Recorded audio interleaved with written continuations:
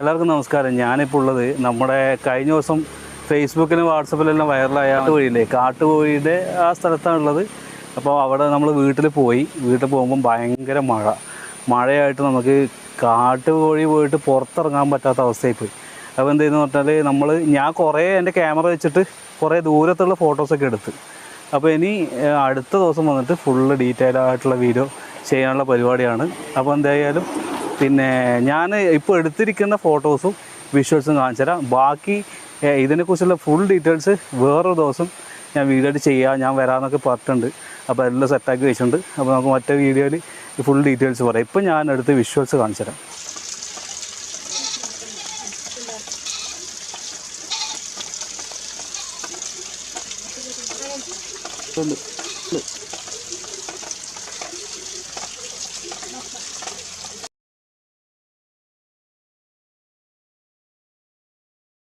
ആണ് കുറച്ച് ദിവസമായിട്ട് കേരളത്തിലെ മിക്ക കോഴി വളർത്തുന്ന ആൾക്കാർ, പ്രത്യേകിച്ച് നാടൻ കോഴി വളർത്തുന്ന ആളുകൾ മൊത്തം അന്വേഷണം നടന്ന കാട്ടുകോഴി. അപ്പോൾ ഈ കോഴീൻ്റെ നല്ല രസമാണ് കേട്ടോ സംഭവങ്ങളൊക്കെ. ഞാൻ അവിടെ പോയിട്ട് ഒരുപാട് സമയം അവരുമായിട്ട് സംസാരിച്ചു. പക്ഷേ പ്രശ്നം എന്താണെന്ന് വെച്ചാൽ ഈ വീഡിയോ മഴയായതുകൊണ്ട് എടുക്കാൻ പറ്റിയില്ല എന്നുള്ളതാണ്. പിന്നെ ചെറിയൊരു ഗ്യാപ്പ് കിട്ടിയപ്പോൾ ഞാൻ എടുത്ത വീഡിയോസാണ് ഈ കാണുന്നത്. അത് പക്ഷേ നമുക്കൊരു അവതരിപ്പിക്കാനുള്ള ഒരു സമയം കിട്ടിയെന്ന് വരില്ല. കാരണം ഞാൻ ക്യാമറ എടുത്ത് പുറത്തിറങ്ങുമ്പോഴേക്കും മഴ പെയ്യും, പിന്നെ വീണ്ടും എടുത്ത് ഓടേണ്ടി വരും. അപ്പോൾ അങ്ങനെ ഒരു സിറ്റുവേഷൻ ആയതുകൊണ്ട് തൽക്കാലം വീഡിയോ ഇങ്ങനെ മാത്രം എടുത്തുന്നേ ഉള്ളൂ. ഈ കാട്ടുകോഴി മറ്റു കോഴികളെ പോലെയല്ല, കുറേ പ്രത്യേകതകളുണ്ട്. അതായത് ഇത് ആളുകളെ കണ്ടാൽ ഓടുന്നുണ്ടോയെന്ന് വെച്ച് കഴിഞ്ഞാൽ, നേരത്തെ ഞാൻ കഴിഞ്ഞൊരു വീഡിയോയിൽ ഇതിനെക്കുറിച്ച് പറഞ്ഞിട്ടുണ്ടായിരുന്നു. കോഴികൾക്ക് ഫേസ് മനസ്സിലാക്കാൻ പറ്റും. നമ്മളൊരു ഫേസ് റെക്കഗ്നൈസ് ചെയ്യാനുള്ള കഴിവുണ്ട്. 100ഓളം ആളുകളുടെ മുഖം ഓർത്ത് വെക്കാൻ പറ്റുന്നതുകൊണ്ട് ഞാനും വൈഫുമാണ് പോയത്. അപ്പോൾ എന്ത് ചെയ്തെന്ന് വെച്ചാൽ നമ്മളെ ഫേസ് അതിനറിയാം. അപ്പോൾ എസ്കേപ്പ് ആയി എന്ന് പറഞ്ഞാൽ നമ്മൾ കണ്ടപ്പോൾ കുറച്ച് ദൂരെ മാറി പോകുന്നുണ്ട്. പക്ഷേ ആ വീട്ടുകാരുടെ അടുത്ത് ഒരു കുഴപ്പമില്ല, അവിടെ തന്നെ നിൽക്കുന്നുണ്ട്. അവർ 2 വർഷമായിട്ടോ ഇത് അവിടെ 2 വർഷമായി ഈ കോഴി അവിടെ.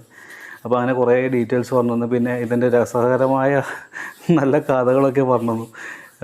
ഒരുപാട് സംഭവങ്ങളുണ്ട്. എന്തായാലും അവർ നേരിട്ട് പറയട്ടെ, അതുകൊണ്ടാണ് ഞാൻ പിന്നെ അധികം പറയാത്തത്.